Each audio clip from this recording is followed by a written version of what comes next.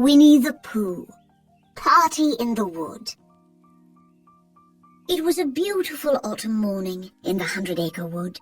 So beautiful, in fact, that it made Winnie the Pooh feel like celebrating. "All I need is a pot of honey," said Pooh, "and friends to share it with." Pooh set out to find his friends and happened upon Eeyore.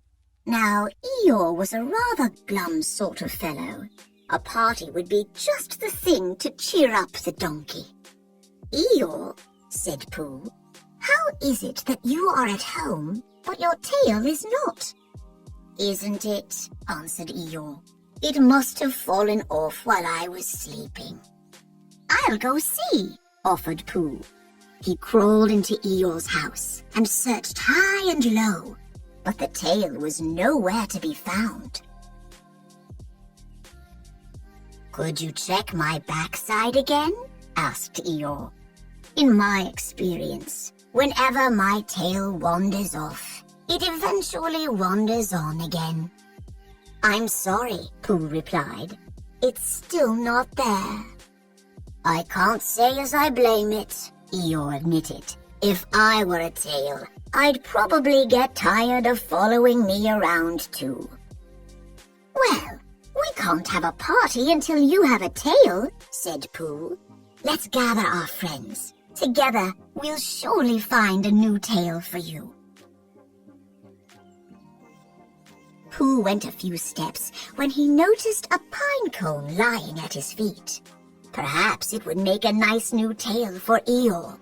He picked up the pine cone and examined it closely from all sides. Too short, too sticky, too prickly for a tail, Pooh decided. Pooh went home to give the matter some more thought. It was hard to concentrate, though, because his poo-coo clock kept poo-coo-cooing. Suddenly, Pooh's little brain had a rather big idea. Pooh rushed back to Eeyore and found their friends had gathered around. He presented Eeyore with the poo-coo clock. "Why, thank you, Pooh," Eeyore remarked. Then he tried on his new tail, which everyone agreed was very becoming. "Now we can celebrate," declared Pooh. He was about to reach into a honey pot for a little smackerel when suddenly the clock let out a loud "poo-coo." It startled Eeyore, who toppled over and crushed the newest, noisiest part of himself. "I think I fell back when I should have sprung forward," Eeyore explained. "Well, if springing is what you want to do, why didn't you say so?" asked Tigger. He gave Eeyore Tiggerific stripes and then attached a large coil to the donkey's backside. "Hoo-hoo-hoo! Just follow me, buddy boy," Tigger said, bouncing away. But poor Eeyore couldn't quite get the hang of it. The search for Eeyore's tail continued. "What about this?" asked Roo. He presented Eeyore with a yo-yo. "You can make it do tricks." "Or not," said Eeyore. Next, Piglet gave Eeyore a moose head. Eeyore tried it on, but really couldn't make heads or tails of it. "Try this accordion," suggested Owl. "I'm afraid I'm not very musical," Eeyore replied. And when he tried to play his new tail, he proved to everyone just how right he was. Rabbit offered Eeyore a weather vane from his garden, but as soon as it was attached, thunderclouds began to form, and a lightning bolt struck the weather vane. "Shocking," said Eeyore once the smoke had cleared. "I have just the thing to replace your tail," said Kanga, pinning a lovely knitted scarf to Eeyore's backside. "Cozy," said the donkey approvingly. "Honey time!" Pooh exclaimed. But before Pooh could take even a taste, Eeyore caught the new tail on a bush. The tail, and Pooh's party plans, quickly unraveled. Eeyore looked more glum than ever. "I have something that will lift your spirits," said Christopher Robin. He fastened a cheerful red balloon to the donkey. "My spirits aren't the only thing it's lifting," Eeyore observed. "Sorry, Eeyore," said Christopher Robin, removing the tail. "Let's see if we can find something more useful." "Try my umbrella," Owl said.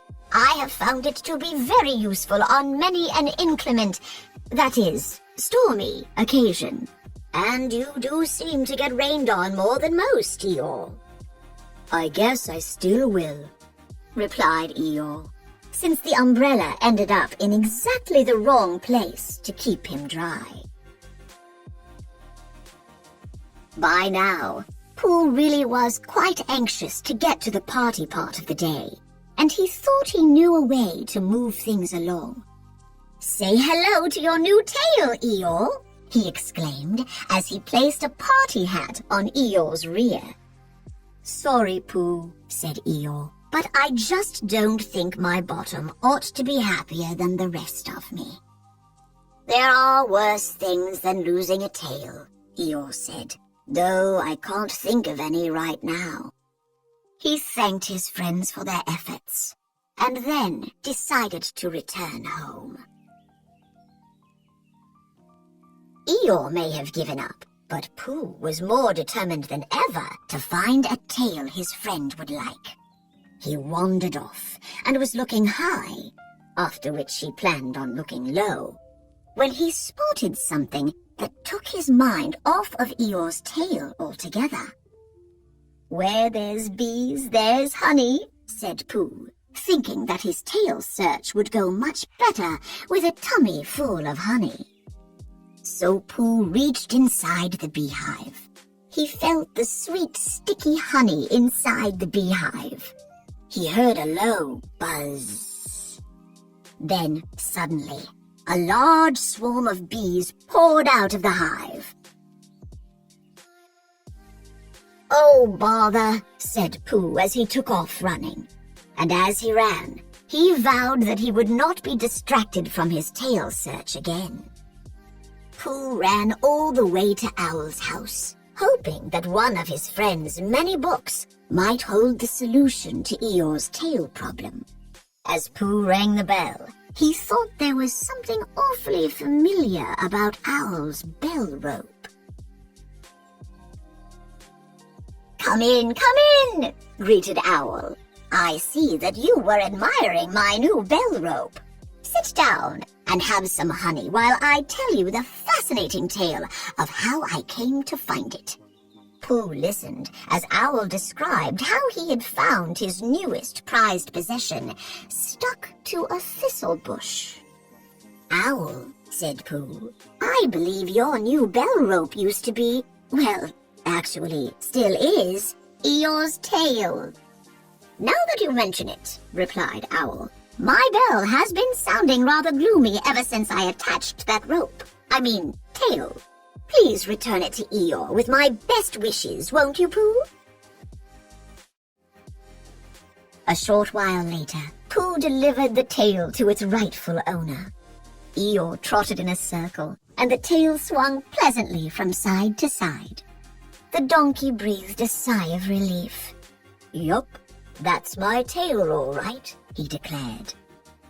With Eeyore's tail troubles solved, Pooh gathered all their friends together again. "Party time at last," he announced. "I love parties," cried Roo. "Are we celebrating finding Eeyore's tail?" "Yes," replied Pooh. "That and honey."